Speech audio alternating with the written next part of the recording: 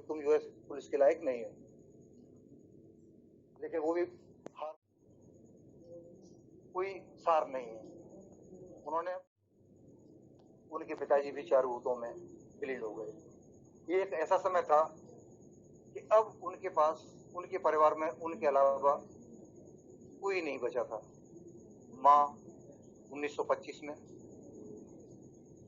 पत्नी 1939 में, पुत्री 1946 में, पिता 1953 में। वो इकलौते पुत्र थे, इसलिए घर में अब पिता के शांत होने के बाद वो अकेले थे और उनके साथ पूरा देश। उन्होंने अपनी शादी पत्नी के गुजर जाने के बाद इसलिए नहीं की कि उन्हें मालूम था कि मुझे आजादी की लड़ाई में हिस्सा लेना होगा। षड्यंत्रों को बेनकाब करने का एक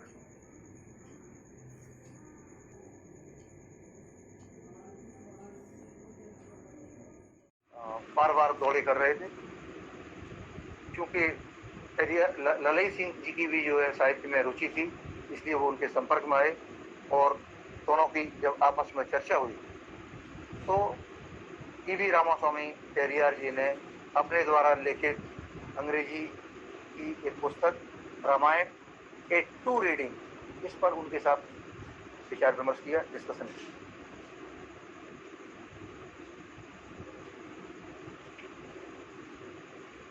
हालांकि वो इस पुस्तक को किसी और अन्य व्यक्ति को प्रकाश, लेकिन बहुत लंबी उनकी जिंदगी थी और सारी जिंदगी उनकी संघर्षपूर्ण थी। और उन्होंने जिन महानायकों का अपनी लेखनी में जिक्र किया है, वो जिक्र भी अगर हमारे लोग जान लें तो बहुत बड़ी बात होगी। हर मूल निवासी बहुजन जाति से किसी न किसी कैरेक्टर को उठाकर उभार कर उन्होंने उसमें मेंशन किया है और ये बताने और जताने की कोशिश की है कि किस तरह से हम एकजुट हो सकते हैं। वो यादव परिवार में जरूर पैदा हुए, मगर उनका रिवोल्ट ये बताता है कि उनके दिमाग में या उनकी कथनी करनी में या उनके काम में किसी तरह की भी जातीय जो संकेत है वो नहीं मिलता है। वो मानवता के पुरोधा थे, मानवता को सपोर्ट करते थे और मानवता के आधार पे सारा काम करते थे। रिट पिटीशन उनकी बड़ी मशहूर हुई है। रिट पिटीशन के माध्यम से जो हुआ वो आज बता दिया हमारे वक्ताओं ने, मगर मैं ये बताना चाहूंगा कि लोग सच्ची रामायण और रिट पिटीशन से ज्यादा इनके बारे में नहीं जानते थे। लेकिन अगर आप उनका संघर्ष देखें तो बहुत ही लंबा उनका संघर्ष रहा है और उनके समकालीन जो हमारे महामानव हुए हैं मूल निवासी बहुजन समाज में, खास करके जो ओबीसी के हुए हैं, उनके साथ उनका अच्छा तालमेल भी था और उनके साथ मिलकर वो काम भी करते थे और उनको, उनकी प्रतिभा को भी लोगों तक पहुंचाने में काफी काम करते थे।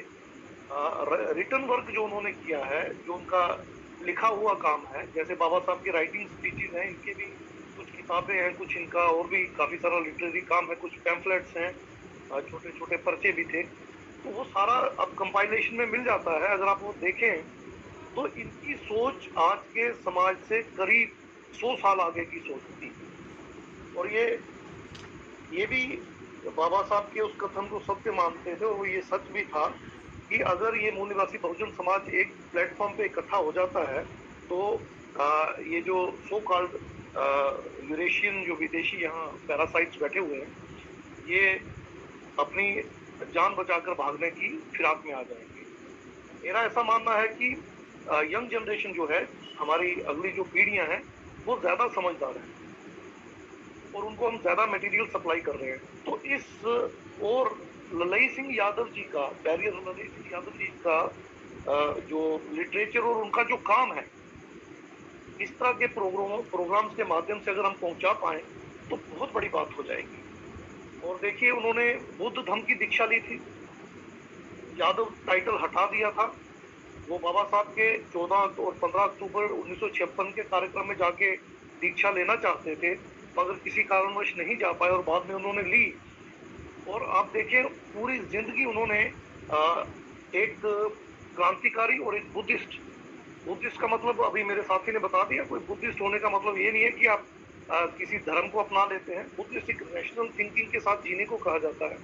जो प्रकृति के नियम है उनको समझकर और जो हमारे समाज में तर्कशीलता है उसको साथ में लेके जीने को ही बुद्धिज्म कहा जाता है। तो एक प्रैक्टिकल रैशनल लाइफ उन्होंने जी है, एक मिसाल है वो हमारे समाज में, एक ऐसा महामानव जिसको हमें याद करना चाहिए। बहुत सारे यूट्यूब पे इनके अब नए वीडियोस में देख रहा हूँ आ गए हैं। प्रोफेसर लक्ष्मण यादव जी जो है उन्होंने भी एक बहुत जबरदस्त 20 मिनट का वीडियो अपलोड किया है, और भी काफी सारे लोग कर रहे हैं। तो मैं बाकी अपने वक्ताओं और बाकी साथियों को अपनी अगली पीढ़ी को ये रिक्वेस्ट करना चाहूँगा, ये सुझाव देना चाहूँगा कि अगर वक्त मिले तो उन सारे वीडियोस को रोज का एक वीडियो भी अगर सुनेंगे तो 20-25 मिनट आधा घंटे से ज़्यादा नहीं लगेगा, तो उसको सुने और जाने। आज जो रेवोल्यूशन मूल निवासी बहुजन समाज में हम देख रहे हैं, और खास करके जो ओबीसी में हम देख रहे हैं, वो उसके पीछे बैरियर ललाई सिंह यादव जी का बहुत बड़ा योगदान है। एक उदाहरण दे के मैं बात रखना चाहूँगा। अभी आप देखिए छत्तीसगढ़ में और भोपाल में ओबीसी के लोगों ने पिछले कुछ दिनों से एक नई मुहिम चला रखी है। ये हमें सबक देती है कि रेवोल्यूशन का बेस देखिए कितना स्ट्रांग हो रहा है। उन्होंने क्या किया, रिजर्वेशन, ओबीसी की रिजर्वेशन के खिलाफ जितनी भी रिट पिटीशन दायर हुई थी मध्य प्रदेश में और छत्तीसगढ़ में, उनका उन्होंने रिकॉर्ड निकलवा के उसका एक पैम्फलेट बना के सम अप करके वो घर घर जा रहे हैं। ओबीसी, एससी, एसटी सबके घर जा रहे हैं, और खास करके ओबीसी के उन लोगों के घर जो हिंदू धर्म को अपना धर्म मानते हैं, हिंदुत्व के एजेंडे पे काम करते हैं, आरएसएस और ब्राह्मणों के गुलाम हैं, उनके घरों में जाके वो उनको दिखा रहे हैं कि ये देखिए इतनी रिट पिटीशन हमारे खिलाफ दायर हुई हैं, एक भी मुस्लिम ने हमारे खिलाफ रिट पिटीशन नहीं की, एक भी सिख या क्रिश्चियन ने नहीं की, एक भी पाकिस्तान या अफगानिस्तान या चाइना के किसी बंदे ने हमारे खिलाफ रिट पिटीशन नहीं दायर की। सारी की सारी रिट पिटीशन सिर्फ और सिर्फ ब्राह्मणों ने। तो ब्राह्मणों ने रिट पिटीशन क्यों की है और उसका क्या हम पे असर है, ये सारा वो घर घर जाके लोगों को समझा रहे हैं। और बहुत सारे लोग जो बड़े अंधभक्त बने हुए हैं मोदी के, आरएसएस के, भागवत के, हिंदुत्व के, उनको वो झटका लग रहा है एक बहुत बड़ा। उनके माइंड में ये बात शायद कभी पहले आई नहीं होगी कि आज तक जितनी भी अपोजिशन रिजर्वेशन की हुई है, या मैं दूसरे शब्दों में अगर कहूँ, हमारे संवैधानिक और मौलिक अधिकारों को का हनन जितना भी हुआ है और उसको जितना भी अपोज किया गया है, वो सिर्फ और सिर्फ इन सो कॉल्ड स्वर्ण जातियों के द्वारा ही हुआ है, और खास करके खास जाति जो कि सुप्रीमेसी जाति है उसके द्वारा हुआ है। 6 से 7% ये सारी जातियां हैं स्वर्ण कास्ट की। बाकी एससी, एसटी, ओबीसी और इनसे धर्मांतरित जो मुस्लिम, सिख, क्रिश्चियंस हैं, और जो बाहर से आके भी यहाँ बसे हुए हैं, एंग्लो इंडियंस हैं, डच हैं, फ्रेंच हैं, सब के सब लोग हमारे समर्थन में हैं। सिर्फ और सिर्फ ये सो कॉल्ड स्वर्ण जातियां जो है, सो कॉल्ड कह रहा हूँ, यही हमारे खिलाफ है। तो ये जागृति का पैटर्न जो है, ये ललाई सिंह यादव जी का ही पैटर्न है। वो भी जन जन तक अपनी बात पहुंचाने के तरीके और रास्ते निकालते थे। बहुत कम लोग जानते होंगे, उन्होंने एक प्रिंटिंग प्रेस भी लगाई थी, उसके माध्यम से भी लिटरेचर दिया था और लोगों तक काफी जागृति फैलाई थी। तो मैं अंत में अपनी बात को कंक्लूड करते हुए सच्चे मन से उनको श्रद्धांजलि देते हुए यही कहना चाहूँ, समाज के तथागत गौतम बुद्धा से लेके आज तक जितने भी हुए, वो चाहे एससी में हो, एसटी में हो, ओबीसी में हो या माइनॉरिटीज में हो, जो भी हो, उन सब के बारे में हमें अपनी अगली जनरेशन को जागरूक करना होगा। उनके आपने देखा होगा त्रावणकोर डिस्ट्रिक्ट है केरला में, ये रियासत हुआ करती थी राजा की। तो अयंकाली बहुत बड़े रेवोल्यूशनरी जो अनटचेबल डिप्रेस क्लासेस से हुए, हमारे एससी भाइयों से हुए। बाबा साहब के बारे में हमारे लोगों को जानना चाहिए, नारायण गुरु के बारे में जानना चाहिए, और भारत के लेनिन, बिहार लेनिन उनको कहा जाता था, भारत लेनिन हम कह रहे हैं, बाबू जगदेव प्रसाद कुशवाहा जी, उनके बारे में बताना चाहिए। और ये जो हमारे कर्पूरी ठाकुर जी हैं, इनके बारे में लोगों को जागरूक करना पड़ेगा। तो जितने भी हैं, अभी डीके खापर्डे जी हैं, दीना बाना जी हैं, बहुत सारे लोग हैं जिन्होंने इस और काम किया और अग्रसर रहे। तो अंत में मैं अपनी बात इसी बात पे कंक्लूड करना चाहूंगा कि देव जी, ये जो आपका एफर्ट है इन महामानवों को जन साधारण तक पहुंचाने का, बहुत बड़ा एफर्ट। आर्टिकल की जो श्रृंखला करते हुए आ रहे हैं,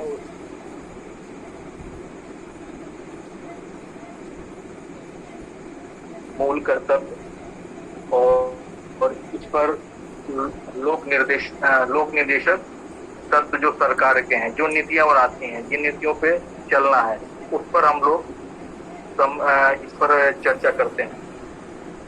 जो हमारा के वर्तमान में 470 अनुच्छेद हैं, 12 अनुसूची हैं और लगभग 12 अनुसूची हैं और 25 भागों में 25 पार्ट में डिवाइड किया हुआ है। संविधान था, लेकिन अभी 6 मूल अधिकार है, जिसमें संपत्ति का जो मूल अधिकार है, जिसपे आर्टिकल 31 पे चर्चा हुई थी, जिसको कि बाद में हटा लिया गया, तो अभी 6 ही मूल अधिकार हैं। इन्हीं 6 मूल अधिकारों पर ही ये हमारा जो आर्टिकल 33 है, आर्टिकल 33 ये कहता है कि इस अनुच्छेद द्वारा दिए गए अधिकारों का या बलों का, इसके मतलब इसके पावर का लागू करना या को रूपांतरित करने की जो शक्ति है वो संसद के पास में है। संसद इस तरीके से इसको लागू करती है, जैसे जो व्यक्ति आर्मी में है, जो व्यक्ति राज्य शासन या केंद्र शासन की नौकरी में है, तो आप देखेंगे ले ये मम्मी को दे दे, कॉमन सर्विस रूल दादी से होता है, बात कर ले, फोन कर लगे, जिसको आचार संहिता बोलते हैं। उसके दायरे में रह के व्यक्ति को अपनी सर्विस सेवाएं देनी पड़ती है, तरह से सीमित करता है। जब चाहे, जैसे मान लीजिए उसमें दिया है कि सशस्त्र बलों का सदस्य, सशस्त्र बल मतलब आपका आर्म फोर्स, थल सेना, जल सेना, वायु सेना, तीनों तरह की जो फोर्सेस हैं, ये सशस्त्र बल में आता है। 33 कहा बोलता है लोक व्यवस्था बनाए रखने के लिए। लोक व्यवस्था मतलब जो कानून व्यवस्था उसको बनाए रखने के लिए हमारे यहाँ देखिए पुलिस का उपयोग होता है, राज्य के सशस्त्र बल होते हैं, आपका पैरामिलिट्री फोर्सेस होते हैं, आईबी होता है, सीबीआई होता है और इंटेलिजेंस ब्यूरो, बहुत सारे कुछ ऐसे चीजें हैं, ये सब होते हैं। ये लोक व्यवस्था को बनाए रखने के लिए होता है। साथ में राज्य शासन के दायरे में जो भी सूचनाएं आती हैं या सूचनाएं रहती हैं, उस सूचनाओं के लिए एक सीमित दायरा है, इसको इम्प्लीमेंट करने वाले। तो ऐसा नहीं है कि वो उस पावर पे रह के अपने अधिकारों का ऐसा इस्तेमाल करे कि आम जनता का जो मूल अधिकार का हनन हो, इसके लिए लिमिटेशन दिया गया है। करना चाहता हूँ, हम पिछड़े नहीं, हम हिजड़े हैं, क्योंकि हम अपने हक और अधिकार के लिए लड़ते नहीं। सामाजिक अपमान गरीबी से अधिक खटकता है, अधिकार मांगे नहीं छीने जाते हैं। भगवान की कल्पना धूर्त, चालाक, मक्कार लोगों के शैतानी दिमाग का राजनीतिक और आर्थिक षड्यंत्र है और इनका कहना था कि इतना पूजा करने के बाद भी भारत में इतनी गरीबी क्यों। उन्होंने एक बात बोली थी कि इंसान पैसा इसलिए कमाता है ताकि वो अच्छा खा सके, खाता इसलिए है कि वो जिंदा रह सके। इसके बावजूद भी यदि मर जाता है, वो बोलते हैं कि यदि आदमी मरने के डर से खा रहा है तो अभी मर जाओ।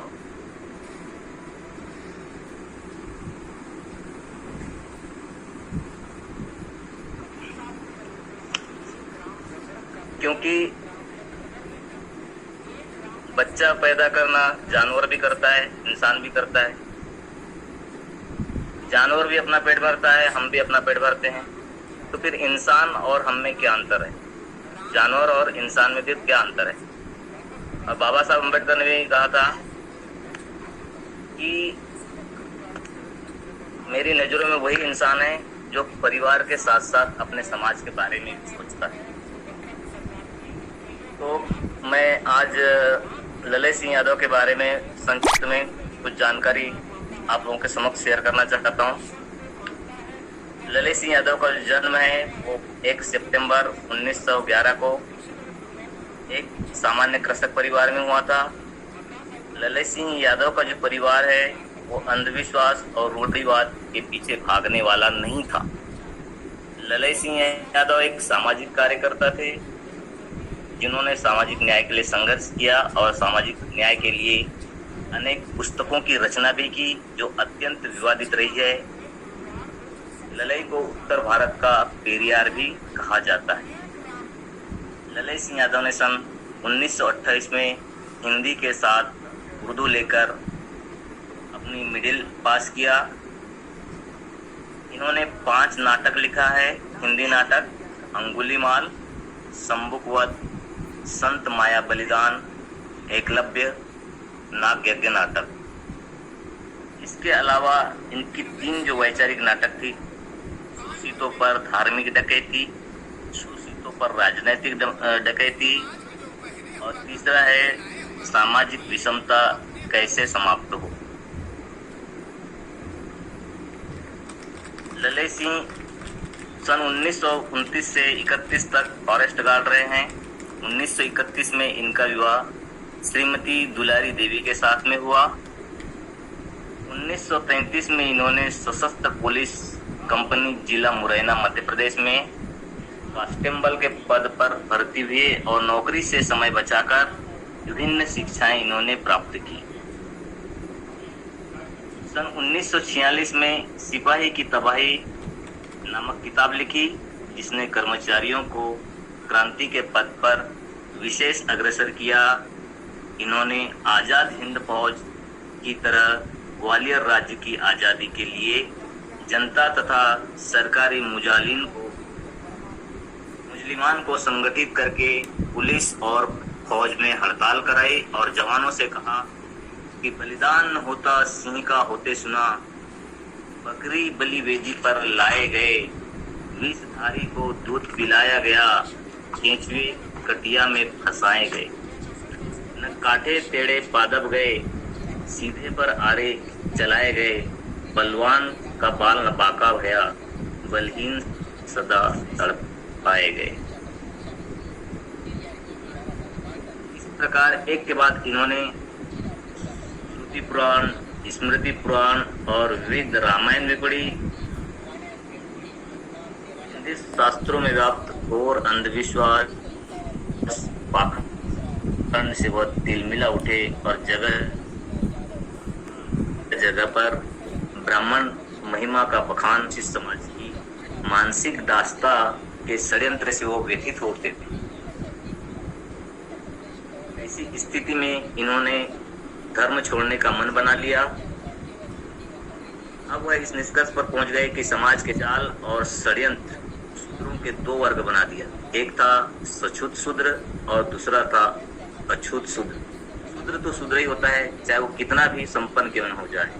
उनका कहना था कि सामाजिक विषमता का जो मूल है वो वर्ण व्यवस्था है, जाति व्यवस्था है, श्रुति, स्मृति और पुराणों से ही पोषित होता है।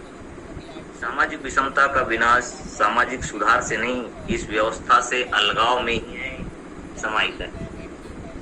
सन 1925 में माताश्री और 1939 में पत्नी और 1946 में इनकी पुत्री शकुंतला 11 वर्ष में और 1953 में पिताश्री का स्वर्गवास हो गया। यादव जी अपने पिताजी के इकलौते पुत्र थे। पहली स्त्री के मरने के बाद दूसरा विवाह कर सकते थे, किंतु क्रांतिकारी विचारधारा के कारण इन्होंने दूसरा विवाह नहीं किया। साहित्य प्रकाशन का भी इनकी ओर विशेष ध्यान गया। दक्षिण भारत के महान जो क्रांतिकारी थे पेरियार ईवी रामास्वामी नायकर का उस समय उत्तर भारत में कई दौरे हुए। वे उनके संपर्क में आए। जब पेरियार नायकर के संपर्क में हुआ तो इनके द्वारा जो लिखित किताब थी रामायण एंड प्रूफ रीडिंग, उनमें उन्होंने विशेष रुचि दिखाई। साथ ही दोनों में इस पुस्तक के प्रचार प्रसार की संपूर्ण भारत, विशेषकर उत्तर भारत में लाने पर विशेष चर्चा हुई। उत्तर भारत में इस पुस्तक के हिंदी प्रकाशन की अनुमति पेरियार रामास्वामी नायकर ने ललई सिंह को शैतान माँ का सामाजिक, राजनीतिक और आर्थिक षड्यंत्र, ये उनका वचन था।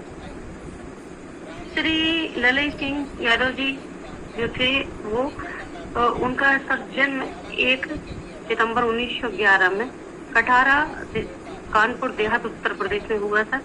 इसी तरह हमारे यहाँ दक्षिण भारत में श्री रामास्वामी परियार जी भी हुए।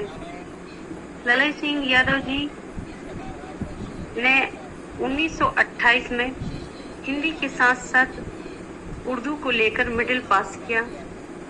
इसके बाद उन्होंने 1929 से 31 तक फॉरेस्ट गार्ड रहे और 1931 में उन्होंने श्रीमती दुलारी देवी जी से विवाह संपन्न किया।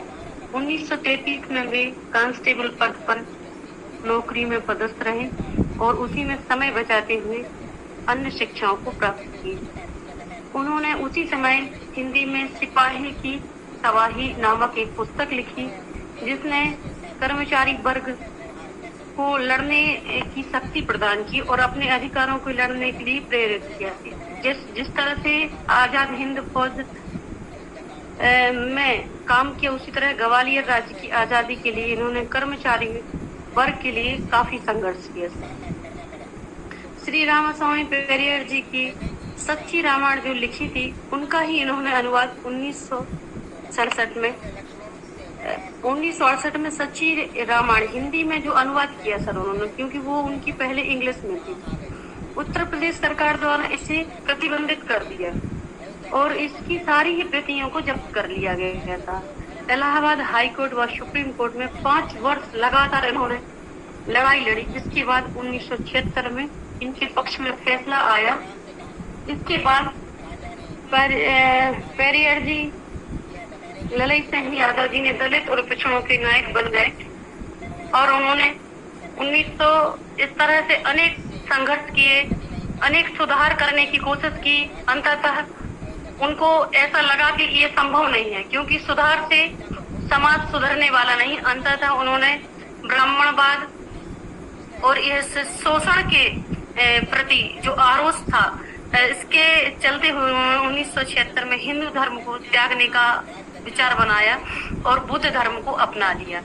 इन्होंने अपने जीवन में 5 नाटक और लिखे, उंगली माल नाटक, शंभुपद, संत माया, बलिदान, एकलव्य, नाग यज्ञ नाटक इत्यादि। इन्होंने गद्य में 3 पुस्तकें और लिखी थी, जो शोषित पर धार्मिक डकैती, शोषितों पर राजनीतिक डकैती और सामाजिक विषमता कैसे समाप्त हो।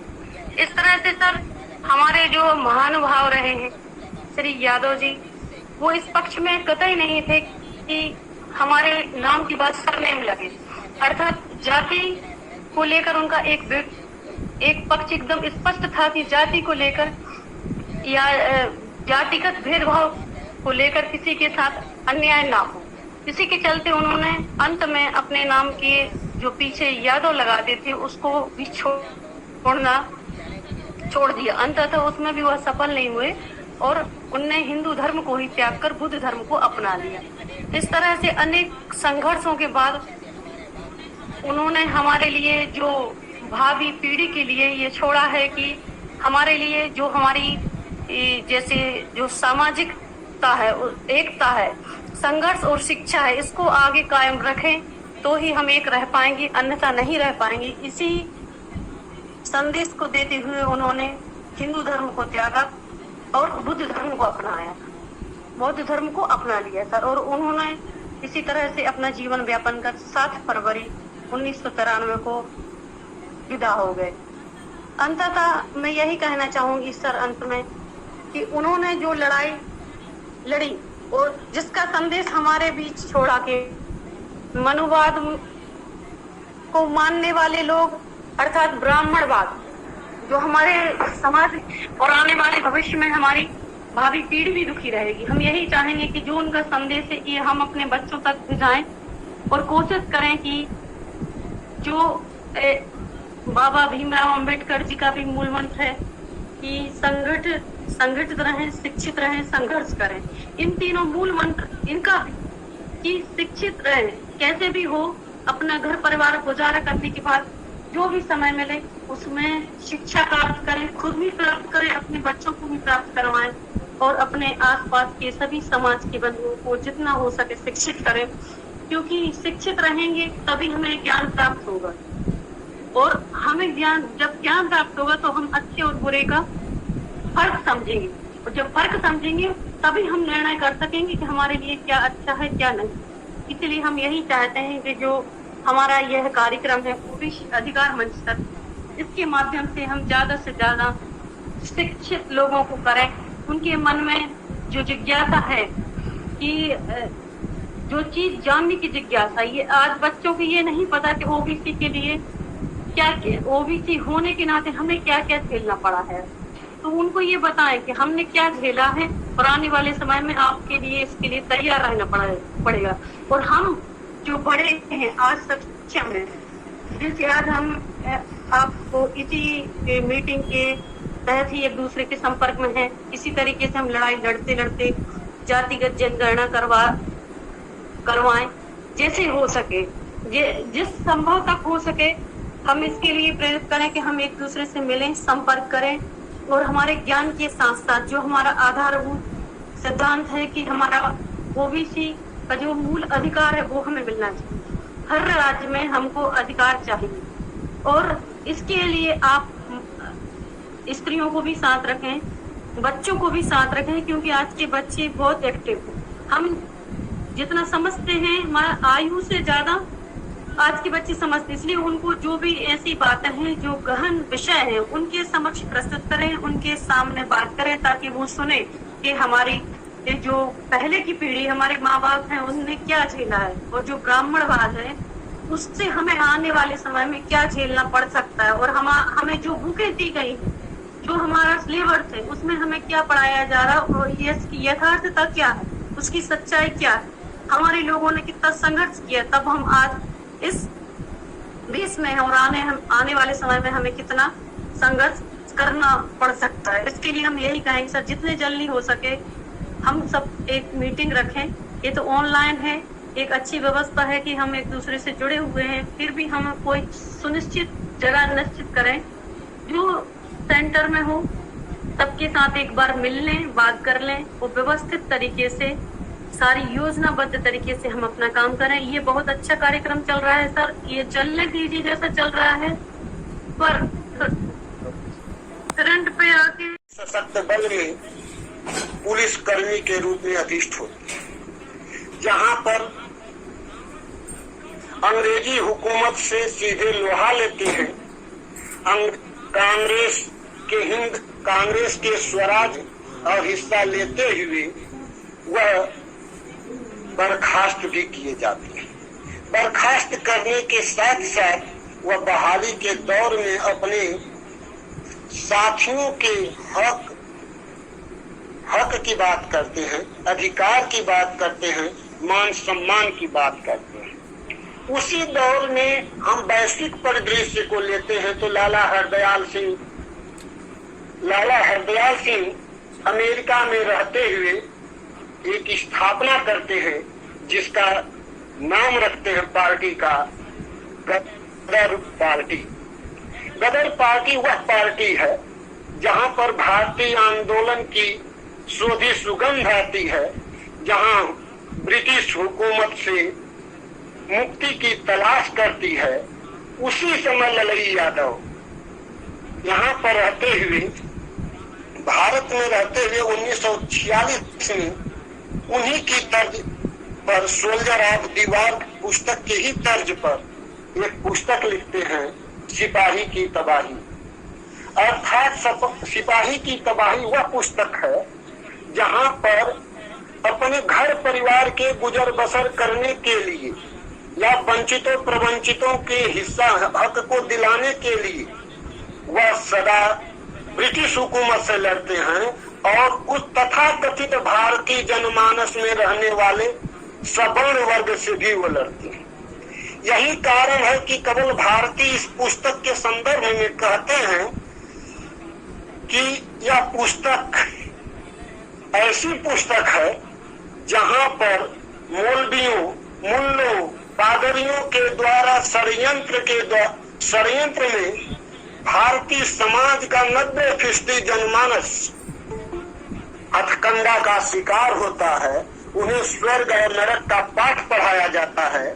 वही स्वर्ग और नरक आज के वर्तमान संदर्भ में भारतीय परिवार के जो वंचित समाज है, जिसे ओबीसी एससी एसटी मूल निवासी कहते हैं, उनके घरों में आज भी उसका पैर जमा हुआ है।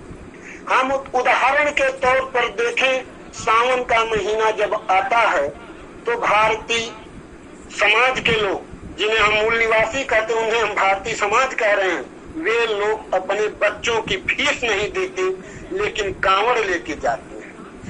यह कांवड़ लेके जाना हमारे समाज का एक पिछड़ापन है। यदि वह पैसा देकर अपने बच्चों को स्कूल में एडमिशन कराते तो जहां पर उनको शिक्षा मिलती, बौद्धिक विकास होता और इस धर्म पाखंड की जाल से मुक्ति मिलती। इसीलिए संस्कृत में अश्वघोष ने कहा था, न संस्कृत बदति ते संस्कार संस्कारम इति धर्म हन्ते। संस्कार वह है जो धर्म का हनन नहीं करे, लेकिन हमारा तो मूल संस्कार समर संस्कृति का संस्कार है। जो रोज कमाते हैं, रोज खाते, वह संस्कार है। ललई यादव इस पुस्तक के बहाने, सिपाही की तबाही के बहाने, वार्ता शैली में हम इन मुल्ला मौलवियों से सीधे उनकी हथकंडों, पीछे की हथकंडों को अपनाते हैं। आज उसका वर्तमान उदाहरण देखें हम तो राम मंदिर बन रहा है और राम मंदिर में जो चंदा दे रहा है वह भारतीय समाज का ही लोग, ओबीसी एससी एसटी के लोग दे रहे हैं। और वहां पर जाकर काम, मजदूरी, सफाई, ईंट गारा का काम कर रहे हैं, लेकिन उन मंदिरों में वह उनको न हक मिलेगा, न वह पुजारी बन सकते हैं, न उनके साथ कदम से कदम मिलाकर बैठ सकते हैं, न चल सकते हैं। इसका जीता जाता उदाहरण नेशनल दस्तक पर अभी सवर्ण में ही ठाकुर वर्ग के लोग हिस्सेदारी मांग रहे हैं। जहाँ पर वह कमेटी 17 लोगों की बनाई गई है, उसमें 14 ब्राह्मण हैं, 1 एससी है और 2 जिसमें एक लाला है। ओबीसी कहाँ है? हम राम मंदिर, कृष्ण मंदिर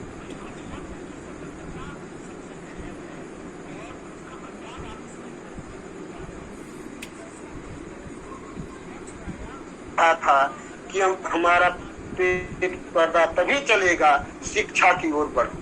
यही बात गुलामगिरी में भी हमें ज्योतिबा फुले, सावित्रीबाई फुले जी भी कहती हैं, शिक्षा ही मनुष्य की मुक्ति का द्वार होता है। गौरतलब हम आगे बात करें तो ललई यादव इस पुस्तक के बहाने, सिपाही की तबाही के बहाने ऐसे समाज की परिकल्पना करते हैं जहां पर समाज में समता हो।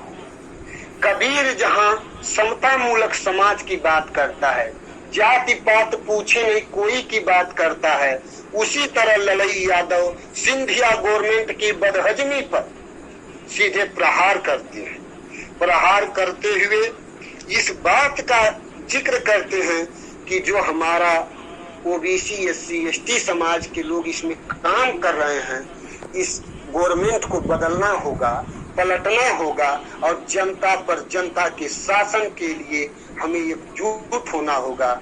आज मैं लगभग 1 महीने 2 महीनों से मैं लगातार जुड़ता आ रहा हूं।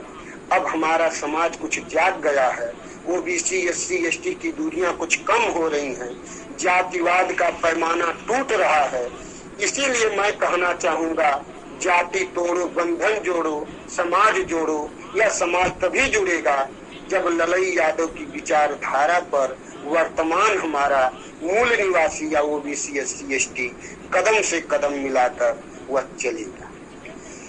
बहरहाल आगे और भी मैं बात रखना, ललई यादव अपनी इस पुस्तक के बहाने, सिपाही की तबाही के बहाने एक जगह और जिक्र करते हैं कि जो यह काल्पनिक या आभासी दुनिया है, इस आभासी दुनिया में हमें अपना हक, अधिकार और सम्मान नहीं मिल सकता है। आभासी दुनिया उस दुनिया को कहते हैं जो दुनिया हमको आंख मंच पर जो बोलती है वह लेकिन जमीन पर नहीं करते, उस दुनिया की वो बात करते हैं। आज यही दुनिया हमें अखबार, चाहे चैनल, जितने और मीडिया के चैनल हैं, मीडिया के हैं चैनल हो, चाहे प्रिंट मीडिया, इलेक्ट्रॉनिक मीडिया हो, हमें ऐसे ही परोस रही है जहां बात कुछ और है और परोसा कुछ और जा रहा है, जिसका उदाहरण आप किसान आंदोलन से ले सकते हैं। उसके साथ दूसरा उदाहरण हमारे यहाँ मुस्लिम लड़की के बलात्कार का ले सकते हैं। उत्तर प्रदेश में वह दलित स्त्री लड़की का ले सकते हैं।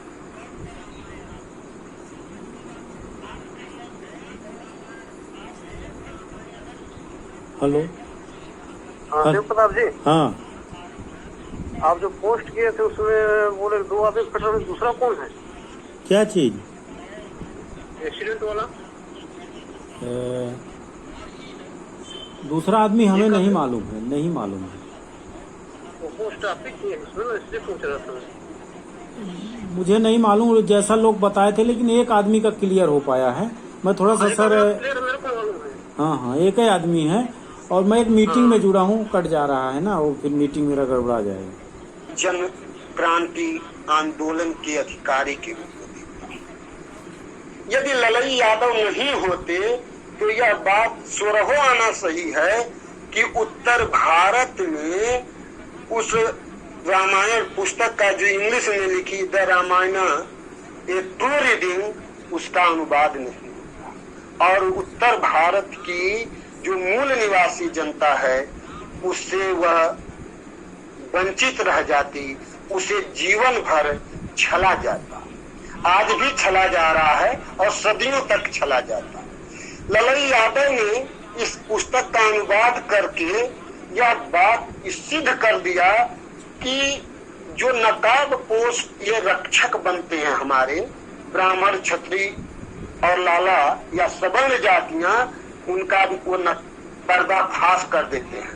इसीलिए ललई यादव एक कविता के बहाने भी कहते हैं, मनुष्य की चेहरा जब तक दमकता नहीं, उसके कलई उखड़ नहीं जाए। मनुष्य का चेहरा पे जो कलई लगी है, अर्थात जो नकाब पोष है, उसकी कलई तभी उघरेगी जब हमारा समाज उसे अच्छी तरह से जान जाए। यही कारण है कि जो हिंदू समाज के रक्षक हैं, धर्म संस्कृति के पोषक हैं, ब्राह्मणवाद के पोषक हैं, मनुवाद के पोषक हैं, उसे ललई यादव ने सच्ची रामायण के बहाने उतार फेंक दिया। यही उतार फेंकना ललई यादव को भारतीय हिंदू जनता, जिसे ये लोग पंडित पोथी वाले कहते हैं, भारतीय हिंदू जनता को बेनकाब करते हैं और वह समर संस्कृति की विकास करते हैं। समर संस्कृति में ही हमारा ओबीसी SC ST है, रोज कुआं खोदता है, रोज पानी पीता है, अर्थात 90% लगभग हमारे वर्ग की जो 90% जनता है, उसका 78%, मैं डाटा की बात कर रहा हूँ, आज वही मजदूरी कर रहा है। यह ललई यादव की ही देन है। और ललई यादव इस पुस्तक के बहाने जो चौथी राम यादव अवतारवाद का समाज शास्त्र की बात करते हैं, ललई यादव भी उसी अवतारवाद के समाज शास्त्र की नकाबपोशी को उखाड़ फेंकते हैं। जहाँ पर राम है, सीता है और जनक जैसे कलंकित चरित्रों को ये ब्राह्मण समाज या तुलसी का रामायण या परोसता है, उसको बेनकाब करते हैं। यदि रावण के पास इतना ही क्षमता, राम के पास इतना ही क्षमता रही होती तो वह अश्वमेध यज्ञ जो करा रहा था, उस अश्वमेध यज्ञ में जय विजय जैसे हरिजन, मैं माफी के साथ कहता हूँ, हरिजन द्वारा घोड़ा पकड़े जाने पर वह जाकर यमुना में डूब के जान नहीं देता। यह उसका कमजोर पक्ष है। उस राम जो राम बताया जाता है तुलसी के रामायण का, वह रामराज की परिकल्पना करने वाला है, जहाँ खेती न किसान को, भिखारी को न भीख भली, बनिक को बनिज ने चाकर को चाकरी, सिद्ध का विहीन सो बस का करी, की जो रामराज की परिकल्पना है, वहाँ किसान भी परेशान है भिखारी भी परेशान है। कहाँ रामराज है? उस रामराज के नकाब को ललई यादव बेनकाब कर देते हैं। यह ललई यादव के साहस है, यह ललई यादव की शक्ति है, और यह ललई यादव की सच्ची रामायण का हमारे मूल निवासियों के लिए एक दर्शन भी है। ललई यादव की बात मैं अब इस पर और नहीं है कि जो अब बात हो चुकी होगी कि ये सब बातें हुई, मैं पुस्तकों पर ही जिक्र कर रहा हूं। ललई यादव की जब ये पुस्तक सच्ची रामायण बनवारी लाल यादव के द्वारा जब कोर्ट में वहां से जीतते हैं और सुप्रीम कोर्ट तक वो पहुंचती है, उत्तर प्रदेश बनाम ललई यादव, उसमें जब उसको जीतते हैं अर्थात उस पर जब्ती को हटा दी जाती है, तो ललई यादव दलितों पिछड़ों के नायक बन जाती है। और वह नायक इस चीज को दर्शाता है जो धर्म बौद्ध धर्म का दर्शन है, सम धर्मम गच्छामि, सभी धर्म के लोगों की बात करता है, अर्थात मानवता की बात करता है। जहाँ सच्ची समता के दाने बोने की बात करता है, मानव ममता के दाने बोने की बात करता है, वह ललई यादव की ही देन है कि अपने नायकों को खोजते हैं।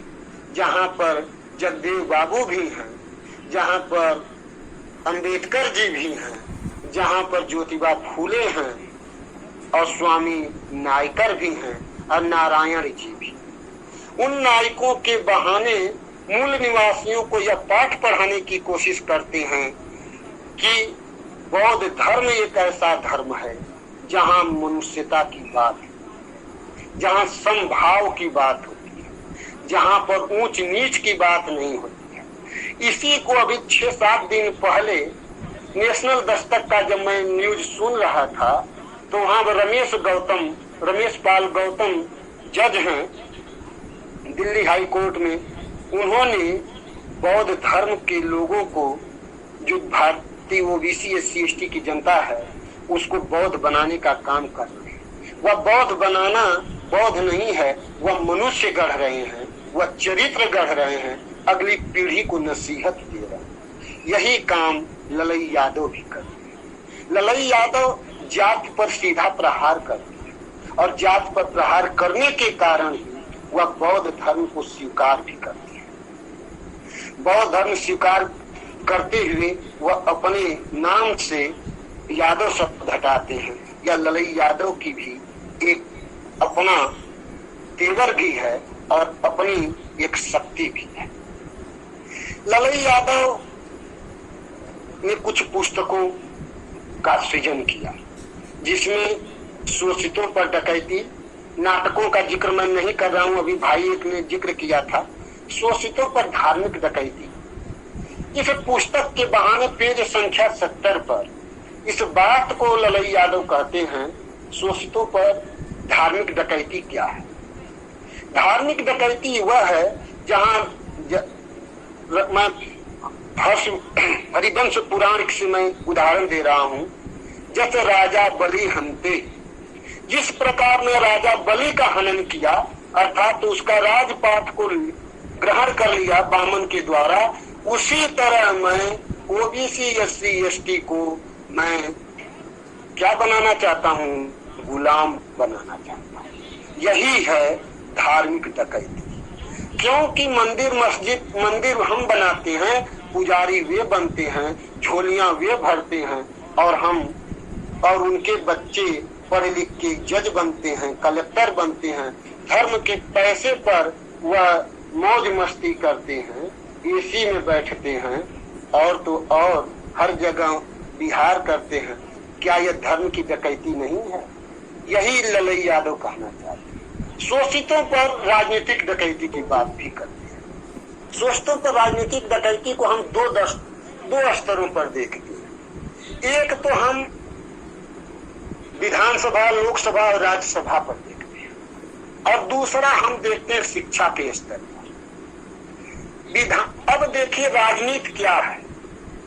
राजनीति उनके लिए हमारे सामने फेंका हुआ रोटी का टुकड़ा। इनको समझ में, हमारे ओबीसी एससी एसटी के भाई बहनों को समझ में नहीं आता कि हमारे ही वोट से वह संसद भवन पहुंचते हैं, विधानसभा पहुंचते हैं, लेकिन उसके बदले में हमें न सीएम बनाते हैं, न पीएम बनाते हैं, न शिक्षा मंत्री, न वित्त मंत्रालय बनाते हैं। हमको उसके बदले में क्या देते हैं? आप कल्याण मंत्रालय ले लीजिए, महिला विकास मंत्रालय ले लीजिए, खाद्य विकास मंत्रालय ले लीजिए। यह है राजनीतिक डकैती। इसीलिए मैं साहित्य से बात कोट करते हुए रघुवीर सहाय ने कहा था, अरुण गोंडवी ने कहा था कि कब तक रोशनी आएगी मेरे गांव में, उलझ के रह गई फाइलों के जाल में, कब तक रोशनी आएगी मेरे गांव में। वह रोशनी दो स्तरों पर, एक तो वह रोशनी है जहां पर शिक्षा है, वह शिक्षा की मांग करता है। और हमारे यहाँ देखिए, शिक्षा तो जरूर सब गवर्नमेंट कॉलेज है, लेकिन इनके जो बड़े घरों के लोग हैं, अर्थात नेता परेता के घरों के हैं, ठाकुर पंडित भूमिहार के घरों के लोग हैं, उनके बच्चे सरकारी स्कूलों में नहीं जा रहे। यह है राजनीतिक डकैती, और यह सामाजिक डकैती भी इसको मैं कहता हूँ, क्योंकि अपने बच्चों को ओबीसी एससी एसटी के बच्चों के साथ वो बैठाना नहीं चाहते, क्योंकि उनका सम्मान को ठेस लगता है। लेकिन पद चाहिए जरूर, प्रोफेसर बनेंगे, वाइस चांसलर बनेंगे, रजिस्ट्रार बनेंगे, सब कुछ चाहिए, लेकिन उनके बच्चे यहाँ नहीं पढ़ेंगे। एक नया उदाहरण फिर अकबरनामा का, अम्बेडकर नामा चैनल का दे रहा हूँ। कोरोना काल में मोदी जी खूब चिल्ला रहे हैं कि कोरोना है इसलिए यूनिवर्सिटी कॉलेज और सब कुछ बंद है, लेकिन 45,000 जनरल कैंडिडेट सवर्ण के लोग विदेश पढ़ने चले गए। हमारे नेता क्या वहाँ सोए हैं? ये भी एक प्रश्न है। ललई यादव यही राजनीति की डकैती की बात करते हैं। फिर आरक्षण की बात, आरक्षण पे रोज बहस हो रही, उस पर मैं बात नहीं करूंगा, क्योंकि मैं थोड़ा से नियुक्तियों की बात करूंगा। मैं मास्टर हूँ, प्रोफेसर हूँ, तो हमको बार बार एक खलता है। पूरे देश में जितने यूनिवर्सिटी कॉलेज हैं, आज तक हमारे वर्ग के, चाहे नेता हो, चाहे और भी वर्ग हो, चाहे प्रोफेसराना भी क्यों ना हो, कुछ ही प्रोफेसराना काम कर रहे हैं, बस वह क्या करें, रोस्टर पर कोई बात नहीं करते। वह रोस्टर मांगने की बात नहीं करते, वह ब्राह्मणों का चोला पहने हुए खाली सुख शांति वैभव की जिंदगी जी रहे हैं। वह अंबेडकर को भूल गए, वह ललई यादव को भूल गए, वह बीपी मंडल यादव को भूल गए। मैं यहाँ पर यह कहूंगा कि ऐसा कोई एक संगठन बनाया जाए जहाँ पर ओबीसी एससी एसटी के बच्चे पैसा दें, और हमारे समाज के जो वकील भाई हैं, जज भाई लोग हैं, वह इसके लिए लड़ाई लड़ें। इसके लिए मैं आह्वान भी आप लोगों से करता हूँ। तीसरी पुस्तक है सामाजिक विषमता कैसे, सामाजिक विषमता कैसे समाप्त हो। मित्रों, सुबह बात हो रही थी और जायसवाल मैडम बात कर रही थी, कौशल्या जायसवाल। हम अपने घरों में जितने घराना हैं, चाहे वो यादव का घराना हो, पटेल का हो, कुशवाहा का हो, और चाहे साहू जी लोग हो, चाहे कोई भी अपनी बेटी बेटा की शादी न करने नहीं जाएगा। जब तक हम इसको नहीं तोड़ेंगे ना, जाति तोड़ो बंधन जोड़ो समाज को समृद्ध करो, ये नारा नहीं लगाएंगे ना, तब तक हमारे आपके अंदर से ये सामाजिक विषमता दूर हो ही नहीं सकती। एक तो ये है, इसको दूर करने का एक ही उपाय है कि हमारे वर्ग के जो लोग हैं अपने नाम के आगे से सरनेम हटा दें, और हटा देंगे तो ये बहुत बड़ा उपकार होगा। अब 2-4-10 साल में या 20 साल में जातियां लुप्त हो जाएंगी, एक वर्ग का निर्माण हो जाएगा।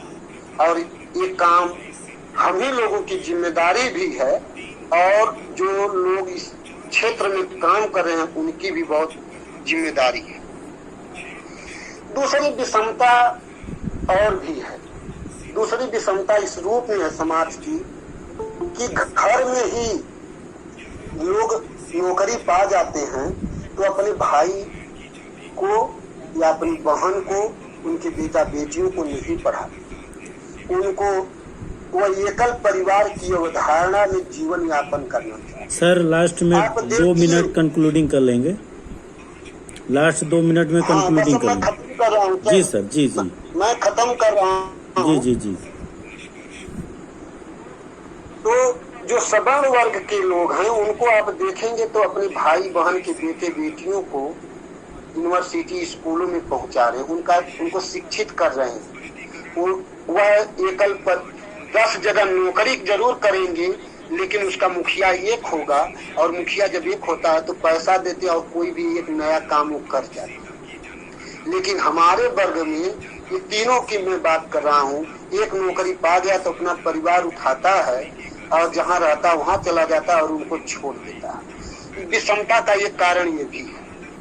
तो मित्रों, मैं यही अपनी बात खत्म कर रहा हूँ कि ललई यादव जीवन 7 फरवरी 1993 को हमसे अंतिम विदा लेते हुए उसके पूर्व ब्राह्मणवाद से लड़ते और समर संस्कृति को विकसित करते और ओबीसी SC ST में नव जागरण का संदेश देते हुए हमसे अंतिम विदा लेते हैं। ऐसे महान विभूति को हमारे वर्ग की तरफ से सत नमन, प्रणाम। ललई सिंह जी को समर्पित वेबिनार है। ललई सिंह यादव जी के बारे में जो मैं जानता हूँ यही कि उन्होंने, कि मैंने उन्हें ज़्यादा पढ़ा नहीं है, जो जितना भी थोड़ा बहुत पढ़ा है या सुना है कि उन्होंने पेरियार रामास्वामी जी को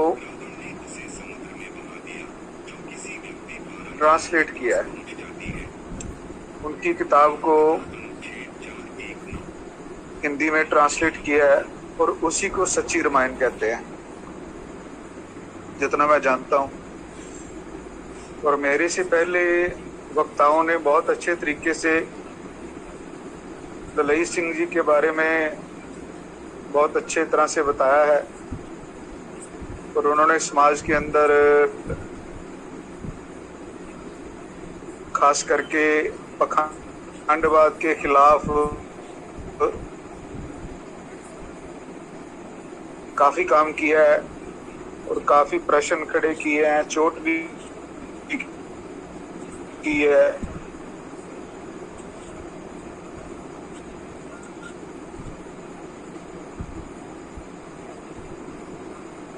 कबीर जी का एक श्लोक है,